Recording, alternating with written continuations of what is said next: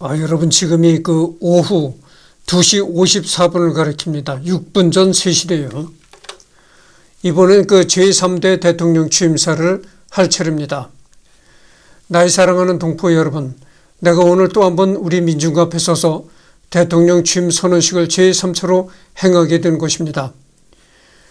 우리 동포들이 나의 지도에 신념을 표시한 것에 대해서 내가 겸손한 마음과 영광스러운 뜻으로 평화할 때나 전쟁 중에서나 또 국내 국외를 관계를 막론하고 우리 민족의 복리를 위해서 내 성심과 능력을 다하기를 맹세하는 바입니다.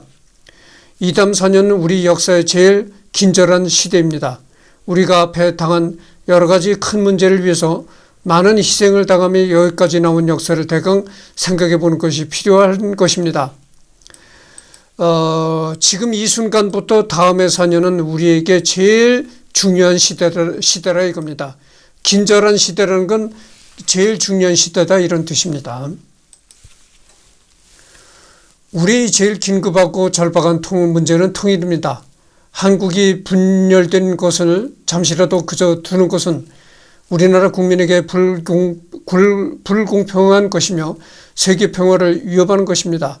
그 반면으로 한국을 통일시키는 것은 유엔이 큰 영예가 될 것이며 또 국제상 관계의 이유와 공의를 믿는 모든 나라의 큰 성공일 것입니다.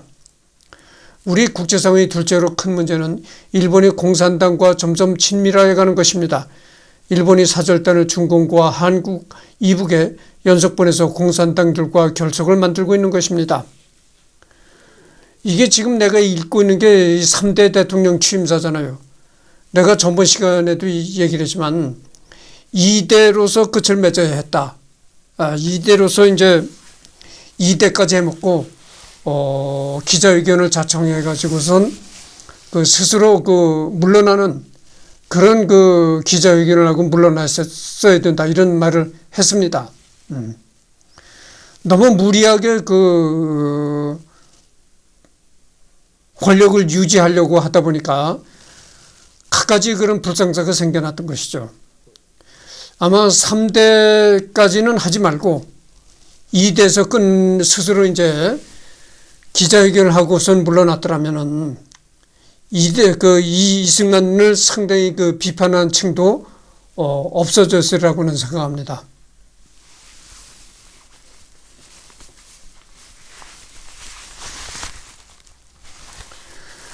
우리 경찰이 날마다 우리나라에 잠입하여 들어오는 공산당들을 잡아들여서 저희들의 행동을 밝히 들여다보고 있는 것입니다.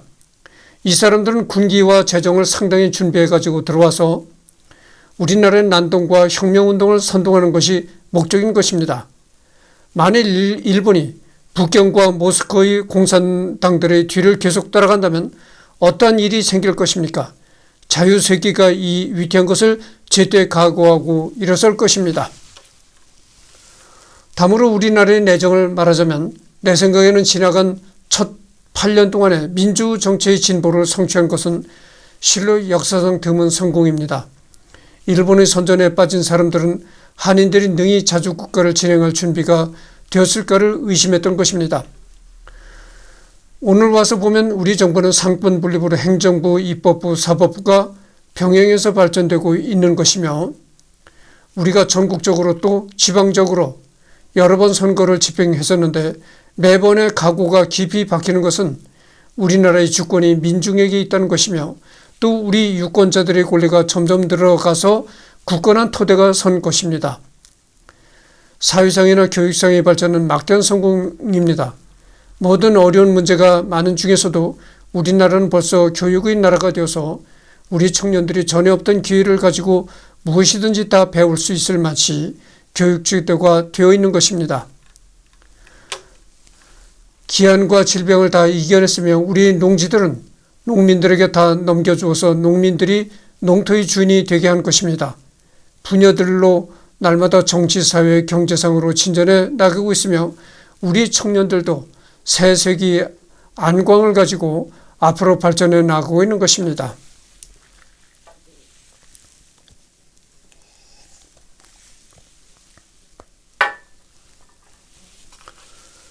우리 경제상 전도도 크게 진전되고 있는 것이니 1953년 하반기까지는 미국의 원조 금액을 대부분 임시 구급책에 쓰고 우리나라의 생산량을 회복하는 데는 쓰지 못했던 것이나 우리가 감사하는 것은 그 정책이 고쳐져서 지금은 전쟁에 파괴된 경제를 다시 회복하는 데 놀라운 진보가 되고 있는 것입니다.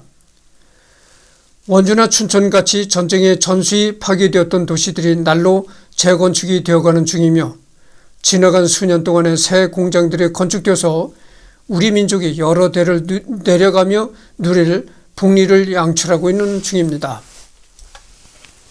그러니까 미국의 원조를 받아서 우리가 소비에만 그런 미국의 원조를 쓰는 것이 아니고 우리가 생산을 할 수 있는 공장, 산업 이런 것도 건설해 가지고 우리가 경제에 이렇게 창조를 해나가는 그런 지금 상황에 있다 이런 얘기죠.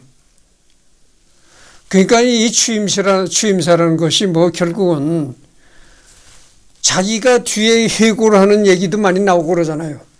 내가 통치할 때 이런 성과가 있었다 이런 자기가 자기 평가를 할 때 나쁘게 평가하겠어요. 그렇게 좋게 얘기를 한 것이요. 내가 집권을 했더니 이런 성과가 있었다. 이런 좋은 결과가 있었다. 이런 얘기만 자꾸 하는 거죠.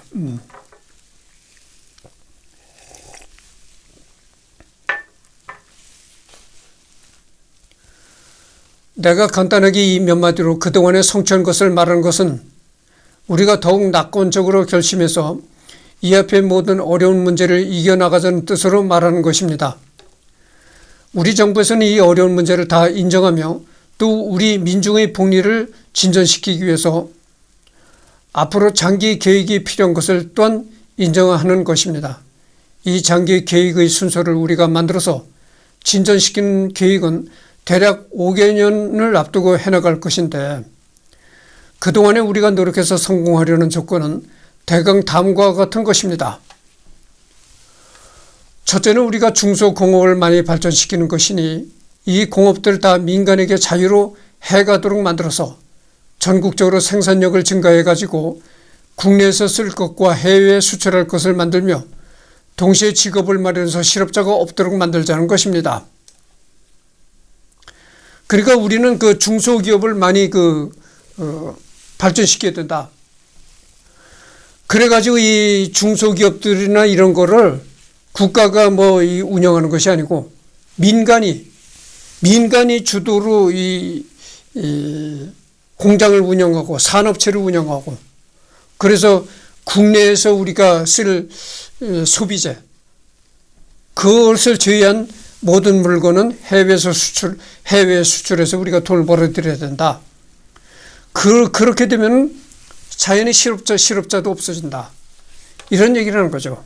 그러니까 이거는 뭐냐면은 우리나라가 전통적인 농업 국가이지만 어떻게든지 이제 산업을 발전시켜야 된다. 이런 걸 얘기를 하는 겁니다. 이런 걸 이승만 대통령이 3차 대통령 취임식에서 얘기를 하고 있는 것이죠. 그러니까 우리는 이제 전통적인 농업 국가였지만 어떻게 해서 이제 앞으로는 산업 국가, 공업 국가로 나가야 된다 이런 얘기를 하고 있는 겁니다.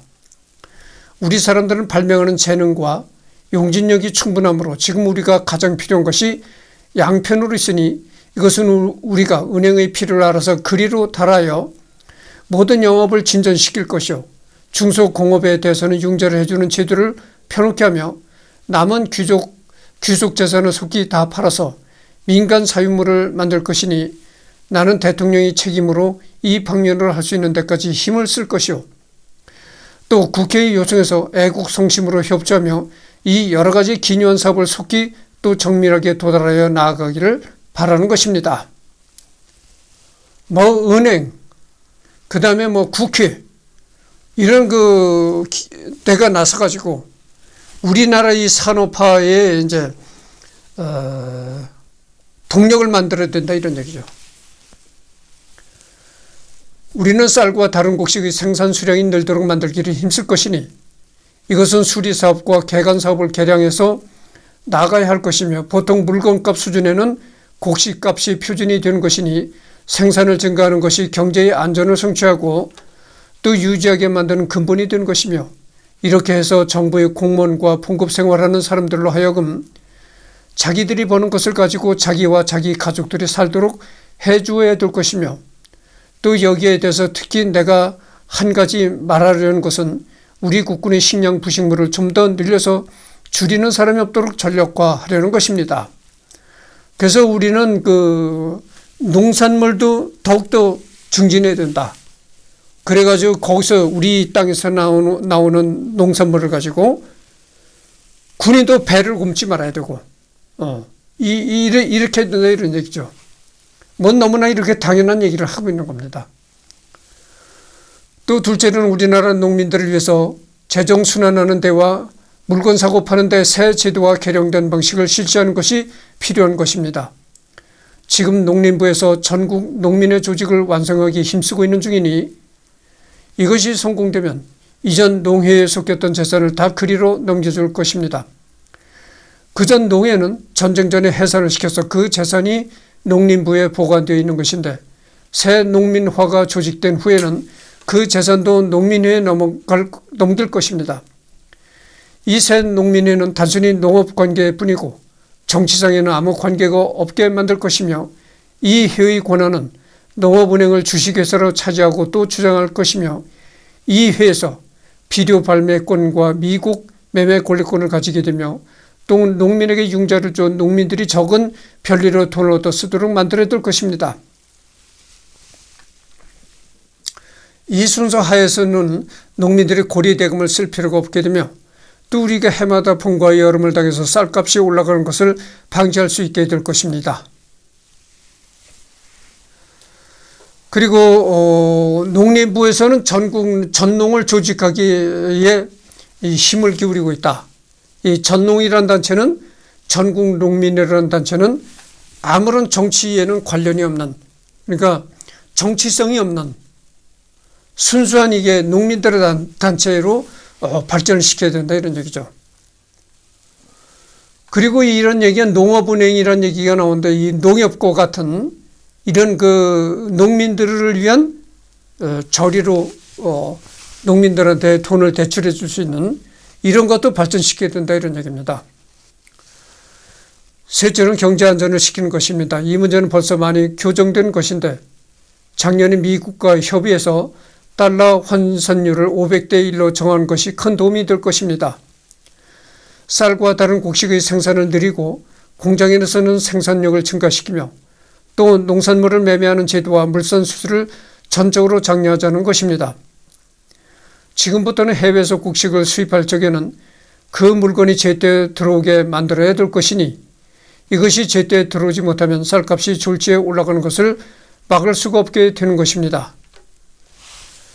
환산율을 절대로 지켜서 전국이 경제상으로 이익을 보게 될 것은 국민들이 다 도와야 될 것이니 이것은 국민된 자의 직책이며 우리 국민이 다 지켜야만 되는 것입니다. 우리가 앞으로 해갈 정책이 광대한 것이나 성공할 능력이 자제한 것이며 미국이 우리 재건축하는 계획을 양해하고 동정해서 돕는 힘으로 우리 목적을 도달할 수 있게 될 것입니다. 우리 민중의 복리를 위해서 성심한 일을 하는 것이 우리 정책인 것이니 우리는 희생적 정신으로 합동해서 전력을 다하여 생산을 진행할 것이며 우리 모든 행동과 생각에는 나라를 제일 먼저 도와야 될 것입니다. 이것이 우리 행정상의 정신이며 또 국회와 모든 국민에게 요청하는 것입니다.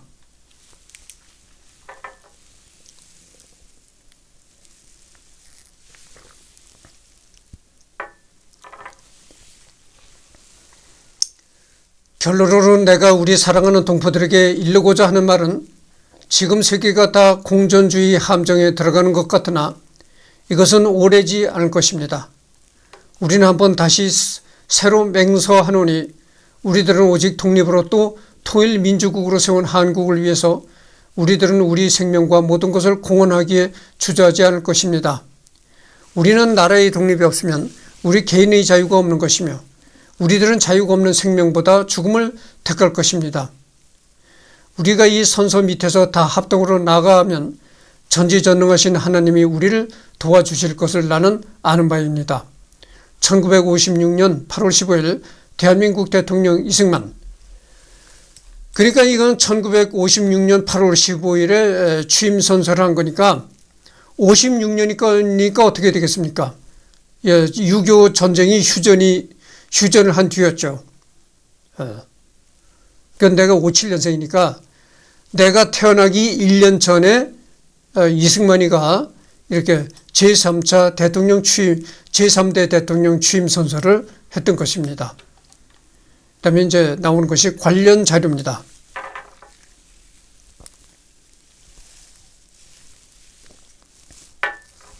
잠깐만요. 이 방안이 지금 더워지고 있습니다. 그래서 에어컨을 다시 가동을 시켜야 되겠습니다.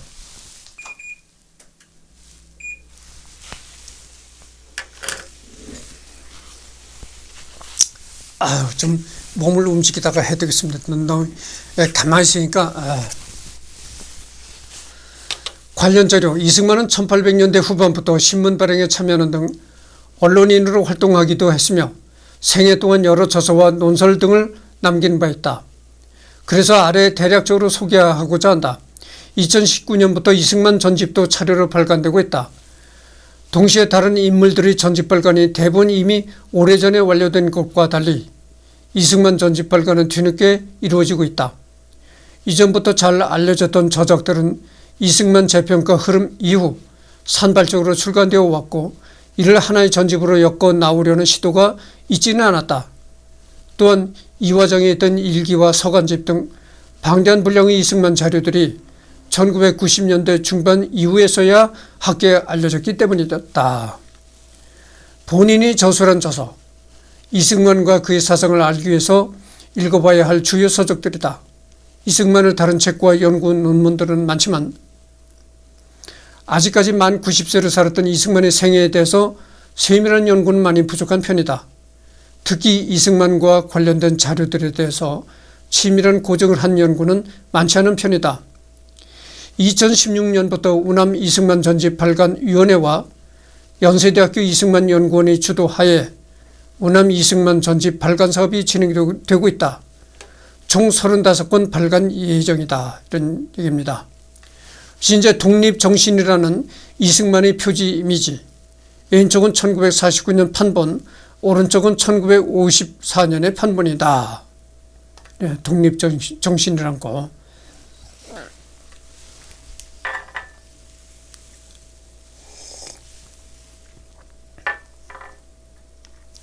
잠깐만요. 잠깐 쉬었다 합시다.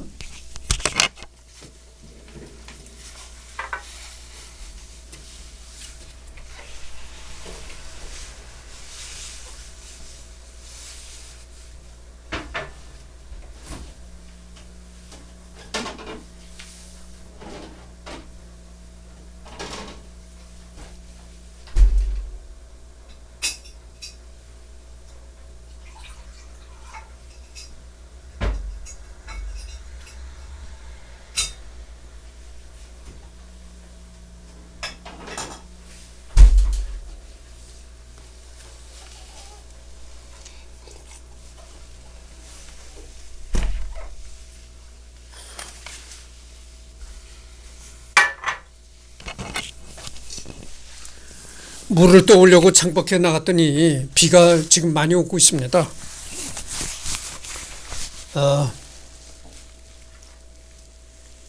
잠깐 좀 다른 얘기 좀 합시다. 어제 내가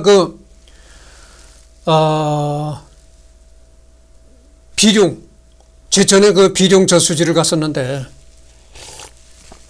왜 내가 드론을 가지고 갔다 촬영을 안 했는 거 아니에요?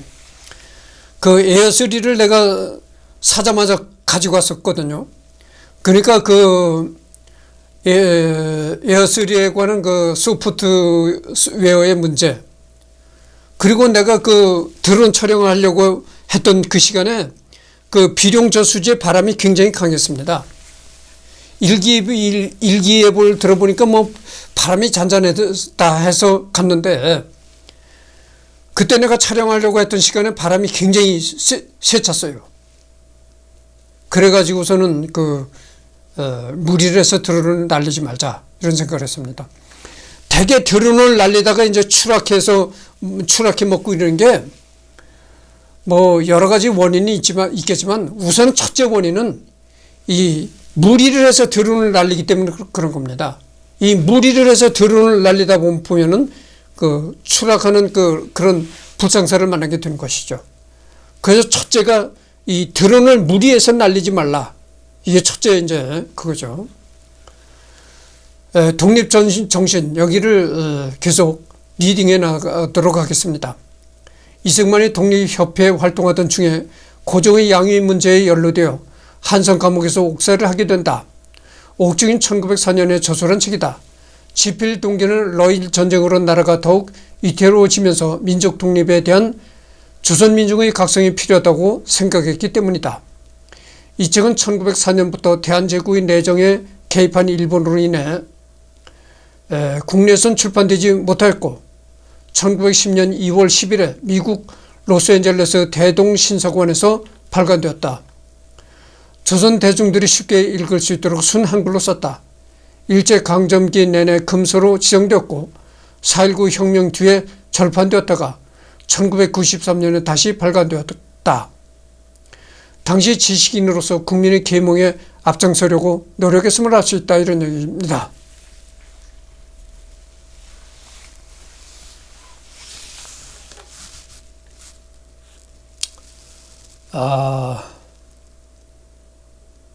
그래서 이 독립정신이라는 책은 이승만이 이제 고정폐위를 주장하다가 한성 감옥에서 옥살이를 하잖아요. 그래서 이제 옥살이를 하면서 이 책을 이제 펴낸 것이죠. 독립정신이라는 책을. 그 다음에 지금 얘기하는 건 이승만이가 펴낸 책에 관해서 얘기를 하는 겁니다. 그 다음에 또 어떤 책을 이승만이가 펴냈냐면은 한국교회 핍박이라는 책을 또 펴냈습니다. 1913년 4월 미국 하와이에서 백오인 사건의 진상을 알리기 위해 발간한 책이다. 백오인 사건의 경위와 배경, 재판 과정과 사건에 대한 미국과 영국의 여론 등을 소개하며 궁극적으로 백오인 사건의 일체가 한국교회를 핍박하기 위해 조작한 한국교회 핍박 사건이었다고 설명한다. 그 다음에 최의역집, 이승만이 한성 감옥에서 갇혀있던 시기인 1900년 봄부터 1903년 9월 15일까지 지은 한시를 정서하여 편집한 것이다. 제목을 최의역집이라고 붙인 까닭은 신체적인 노역을 정신적인 노역으로 바꾸겠다는 뜻이다.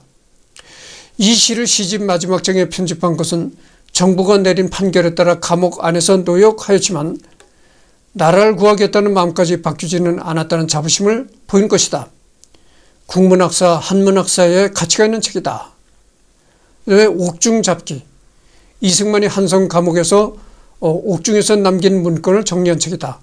한문 21건, 영문 12건, 국한문 7건으로 작성된 논설, 에세이 등으로 구성되었다. 그 다음에 청년 이승만 자서전, 1912년에 집필한 자서전이다. 과거 자신이 배제학 등을 다니던 중 서재필의 영향을 받아 일본의 아시아주의에 경도되었고 자신을 비롯한 배제학 등 출신이 박영 효계 친일파와 손잡은 것을 불행한 연결이라고 표현하며 독립협회 활동의 과오를 인정하는 내용도 쓰여졌다.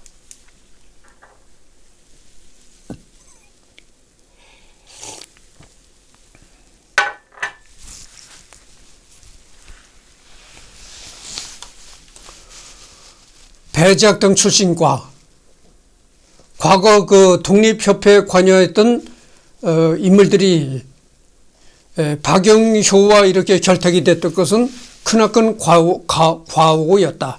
크나큰 실수였다. 이런 걸 이제 얘기했던 것이죠. 청일전쟁이 끝난 지 5년 후이자 이승만이 한성 감옥에 있던 1900년 옥중에서 탈구하여 1917년 하와이에서 출판한 책이다. 청일전쟁에 대한 중국의 중동전기 본말을 발췌, 번역하고 거기에 자신의 논설을 덧붙여 만들었다. 즉 일종의 편역서, 조선의 대중들이 누구나 읽을 수 있도록 하기 위해 순 한글로 썼다. 1917년 하와이에서 출판된 청일전기를 쓴 이승만의 책이죠. 이제 청일전기. 재팬 인사이드 아웃. 이승만이 1941년 7월에 미국에서 출판한 책으로 일본 제국주의 사상을 낱낱이 분석하여 일본이 미국을 공격하게 될 것이라는 내용을 처술했다. 일본 신화로부터 대략적으로 설명하며 일본인들이 성전 사명과 전쟁 심리를 분석하여 일본에 대한 전쟁에 대비를 하지 않는 미국의 평화주의자들을 비난하기도 한다. 처음 출판될 당시에 미국인들에게 별 관심을 받지 못했으나 그로부터 약 5개월 후 일본이 진주만 공습을 일으켜 일본과 미국 간 전쟁이 발발하자 그때서야 인지도를 얻게 되었다. 이승만이가 이 재팬 인사이드 아웃, 일본은 언제든지 미국을 공격할 것이다, 이런 책을 이승만이가 쓴 지 5개월 후에, 불과 5개월 후에 일본과 미국이 이제 전쟁이 붙었다는 것입니다. 그러니까 이 이승만이가 예언적인 책을 출판한 꼭 5개월 후에 미일 전쟁이 붙었다, 이런 얘기죠.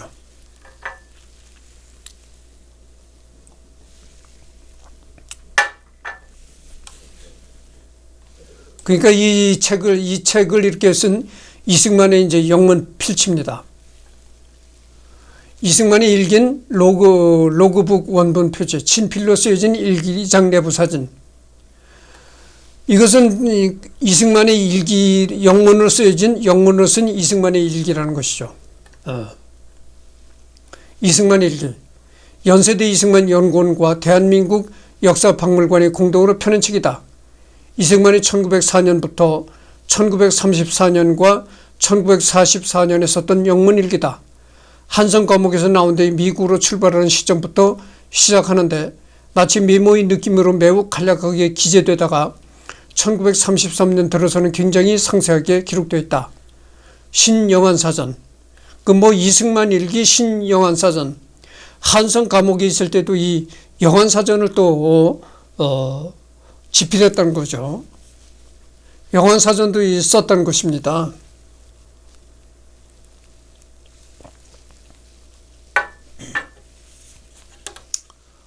잠깐만요. 이승만은 한성과목서 수감 시절인 1903년 4월부터 1904년 2월까지 옥중에서 신영안 사전 편찬을 시도했다. 완성하지 못하고 중단되었지만 미국 선교사들에 의해 만들어진 사전과는 명확히 대비되는 독특한 특징을 보여주고 있다. 첫째, 이승만은 일반 대중을 대상으로 사전을 집필했다. 둘째, 이승만은 정확한 발음을 표시하기 위해 독창적인 방식을 고안했다. 셋째, 이승만은 표제어 정의에서도 기존의 선교사들이 발간한 사전과는 다른 다양한 방식을 시도했다. 결론적으로 이승만의 영안사전은 영어의 쓰임새에 대한 순수한 교육 철학적 관점에서 집필이 시작되었으며 사전의 구성과 내용은 자신의 해박한 지식과 언어적 통찰력을 반영하면서도 최대한 사전 사용자의 이해력을 고양하도록 기술되었다, 이런 얘기죠. 전문가들의 저서, 실제 한국 근현대사 전공자들이 쓴 책이다. 유영이라는 분은 이제 연세대학교 교수를 지냈던 사람으로 알고 있습니다. 건국 대통령 이승만, 생애사상 업적의 새로운 조명. 유영이라는 분이 이승만을 좀 좋게 평가하는 글을 많이 썼습니다. 그리고 이승만을 연구하는 그런 일도 많이 했습니다. 유영익, 이승만의 생애와 건국 비전. 유영익 전 국사편찬위원장은 연세대 교수 시절을 포함하여 거의 일평생을 이승만 연구를 천작해온 학자이며 1989년 탈냉전 이후 학계 일각에서 이승만에 대해 재평가하는 연구를 선도하였다. 이승만과 관련된 1차 자료들을 두루 설립하여 저술과 연구를 남기고 있다. 특히 이승만의 양자 이인수로부터 이승만이 소장하고 있거나 개인적으로 수집한 편지, 문서, 수첩, 사진 등과 같은 방대한 문서군들을 기증받아서 이를 바탕으로 이승만에 대한 독보적인 연구를 진행했다. 건국 대통령 이승만은 이승만의 전반에 대한 책이고, 젊은 날의 이승만은 청년기 이승만의 사상에 관한 책으로 이승만이 24살 때부터 29살까지 한성 감옥에 수감된 시기에 집필했던 옥중 잡기를 바탕으로 그의 초기 생애와 사상을 분석했다. 옥중 잡기 원문을 원본과 일일이 대조해가며 번역하고 그 해제를 썼다는 것이 특징이다. 이것은 이제 월간조선 2008년 11월에 기사에 나왔다는 겁니다. 월간조선 2008년 11월호 기사에 나왔다는 것이죠. 그리고 지금까지 이승만 연구를 종합하고 보완하여 이승만의 생애와 건국 비전이라는 책을 썼는데 대중들이 읽기에도 어렵지 않은 책이다. 그 다음에 고정휴라는 사람이 이승만과 한국 독립운동이라는 책을 또 냈습니다. 고정휴의 이 책은 이승만의 독립운동에 대해서 차분하고 중립적인 입장에서 서술한 책이다. 3.1운동 시기, 한성정부 시기 이승만의 행적, 이승만의 구미위원부 조직과 활동, 이승만의 해외에서의 독립운동, 이승만의 대한민국 임시정부 승인 외교활동 등에 대해서 심층적으로 다루고 있다. 이승만과 구미위원부, 이승만의 독립운동 등을 알기 위해서는 필수적으로 봐야 할 책이다. 이 밖에도 고정휴는 이승만의 독립운동 활동과 사상에 대해서 상당한 연구를 남겼다. 그 다음에 그 오영섭이라는 분이 또 이승만에 관해서도 많이 글을 썼습니다. 오영섭, 상해 임정래 이승만 통신원들의 활동, 한국민족운동사 연구, 제52집. 이것은 2007년에 펴낸 책이고, 또 오영섭, 이승만의 청일 전기, 번역 간행과 자주 독립론, 한국사학사학보, 이것은 2010년 펴낸 책입니다. 오영섭, 1910년에서 1920년대 태평양 잡지에 나타난 이승만의 정치사상, 한국민족운동사 연구, 제70집, 이것은 2012년에 이제 나왔다는 겁니다.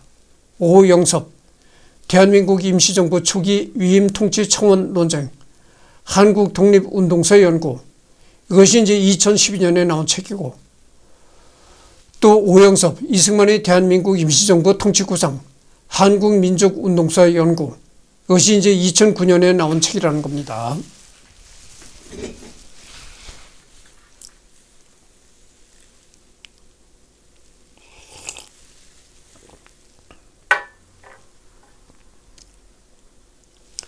그래서 여러분들 말이죠. 여러 사람이 같이 이제 서로 말을 주고받으면서 40분이면 별거 아닌데, 이 혼자서 이렇게 떠들면 말이죠. 40분도 이 긴 시간입니다. 그걸 아셔야 돼. 그래가지고 내가 자꾸 이렇게 움직이고 물도 마시고 그러면서 하는 겁니다. 그 다음에 오영섭, 대한민국 임시정부 두 대통령 이승만과 박은식의 관계, 이것이 이제 2014년도에 나온 책입니다. 오영섭, 이승만의 상해 체류활동, 한국민족운동사의 연구, 이거는 2017년에 나온 책입니다. 오영섭은 이승만 연구의 권위자 유영익의 제자이다. 이 오영섭이라는 사람은 유영익 교수의 제자라는 겁니다. 이승만에 대한 광범위한 연구 및 자료 정리 및 번역 출간 등을 수행해왔다. 이승만에 대해서 단독 저서를 낸 책은 아직까지 없지만 공저 및 학술지 논문을 통해서 이승만에 대해서 많은 연구를 해오고 있다. 그 다음에 이승만 연구자가 또 이정식이라는 사람이 있습니다. 이정식, 이승만의 청년 시절, 그 다음에 이정식, 이승만의 구한말 개혁운동. 이정식 경희대 교수는 비교적 이승만을 중립적 시각에서 연구했으며, 경희대 교수를 이제 하고 있는 사람이다, 이렇게 나옵니다. 특히 이승만의 청년 시절에선 올리버가 소장한 이승만 관련 문건을 토대로 저술했다. 또 이승만의 구한말 개혁운동에선 서재필, 김옥균, 박영효, 박지원 등으로 이어지는 역사적 연속성을 강조했다. 정병준 우남이 이승만 연구. 정병준이 출판한 우남이 이승만 연구도 일독할 만하다. 정병준은 서울대 대학원에서 여운형과 좌우합작운동으로 석사학위를, 이승만 연구로 박사학위를 받고 현재 이화여대 사학과 교수로 재직하면서 해방전국과 한국전쟁, 건국 초기 북한에 관한 연구를 지속하고 있다. 박사학위 논문을 바탕으로 출간된 이 책은 개화기 일제강점기 해방공간 제1공화국으로 이어지는 이승만의 행적을 담고 있다. 대한민국 수립 이전 이승만의 정치활동과 사상, 특히 해방전국 시기 행적에 관한 독보적인 저작으로 인정받는다. 그 다음에 손세일이라는 또 이승만 연구자가 있습니다. 이승만과 김구.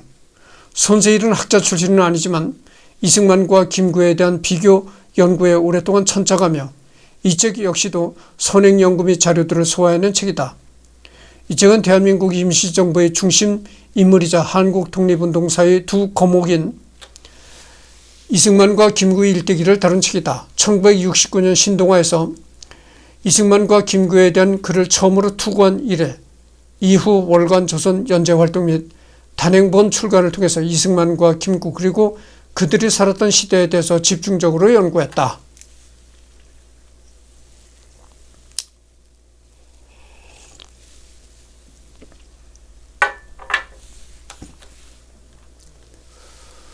김명섭, 김석원, 김구와 이승만의 지정인식, 일제강점기를 중심으로 한국 정치학 회보. 이것은 이제 2009년에 출판됐고, 김명섭, 김석원, 독립의 지정학, 대한제국 시기 이승만의 지정학적 인식과 개신교, 한국 정치학 회보.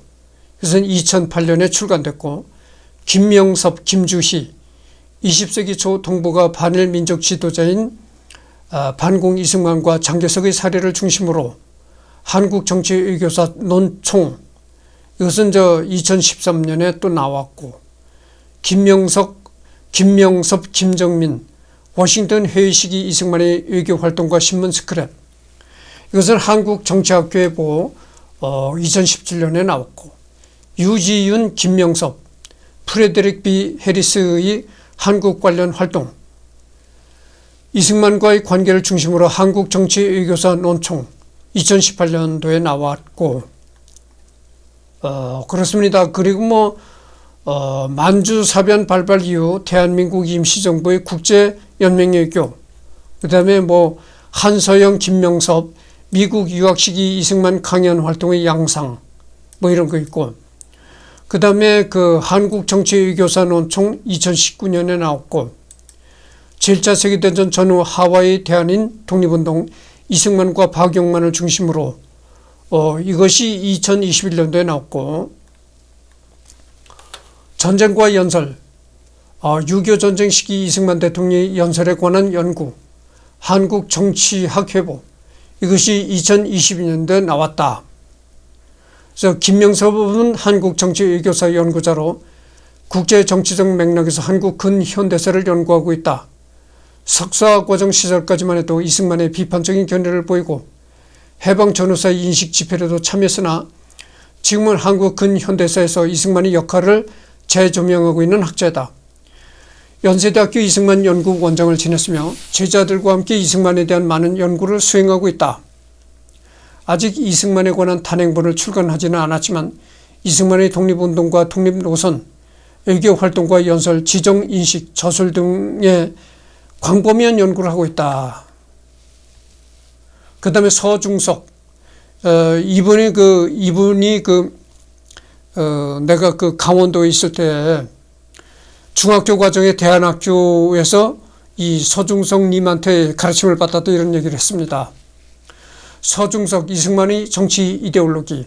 근데 이 서중석 님은 좌파 성향의 역사학자입니다. 역사학 중에서도 조선시대나 고려시대 이렇게 신라시대 이렇게 그런 역사가 아니고 역사에서도 이 서중석 님이 전공한 것은 근현대사입니다. 그러니까 구한말부터 이렇게 일제강점기 그리고 대한민국 초기 그거를 이제 근현대사를 전공한 학자죠. 서중석, 이승만의 정치 이데올로기, 서중석, 이승만과 제1공화국, 해방에서 4월 혁명까지. 서중석은 한국 현대사의 대표적인 학자로 이승만을 강도 높게 비판하는 인물이다. 서중석을 좌파 성향으로 오해하는 경우가 많으나 실제로 그의 연구 논조를 살펴보면 박헌영 및 남로당에 대한 비판이 단정 세력에 대한 비판 못지않게 강력하다. 다만 본래 이승만을 전문적으로 연구한 학자는 아니며 이승만에 관한 연구의 시간 범위는 해방전국 시기 제1공화국 대통령직 수행 시기에 국한되어 있다. 그래서 여기 나왔는데 이 서중석을 그 좌파 성향의 학자로 잘못 알고 있는 경우가 많다. 여기 이렇게 나왔네요. 내가 그랬잖아요. 이 서중석님은 좌파 성향을 가진 역사학자다. 내가 이런 얘기를 했잖아요. 근데 여기는 서중석을 좌파 성향으로 오해하는 경우가 많다는 겁니다. 오해라는 거죠. 실제 이 서중석 교수는 그 이승만도 비판하지만 박헌영 남로당에 대한 비판도 굉장히 강하다는 겁니다. 그러니까 뭐 무조건 좌파 성향이라고 할 수는 없고 아마 그 중도에 있지만 중도 우파는 아니고 중도 좌파 세분화한다면 무조건 좌파라고 할 수는 없고 중도 좌파라고 아마 해야 되지 않을까 이런 성향을 가졌다 이렇게 볼 수 있다는 겁니다. 그 외에도 이제 연세대 이승만 연구원 공동연구 총서가 있습니다. 여기에 보면 송복, 유영익, 김영호, 최장호, 홍선표, 유영익, 오영섭, 이주영 이런 사람들이 이승만에 대한 연구를 했다. 그래서 지금 그 42분을 경과했습니다. 그래서 오늘은 더 이상 녹화가 없고요. 또 토요일이 멀지 않았죠. 토요일 날 가서 녹화를 할 텐데 그때 가서는 이 올리버의 저서 이 부분부터 또 녹화를 하도록 하겠습니다. 기대해 주시기 바랍니다.